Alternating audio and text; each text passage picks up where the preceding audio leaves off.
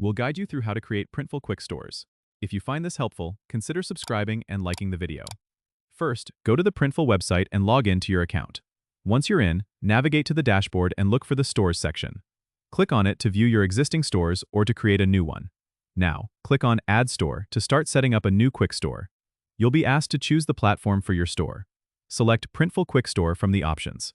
This will lead you to a new page where you'll start customizing your store. Begin by entering a name for your store. Make it catchy and relevant to what you'll be selling. Then, you'll have the option to upload a logo that represents your brand.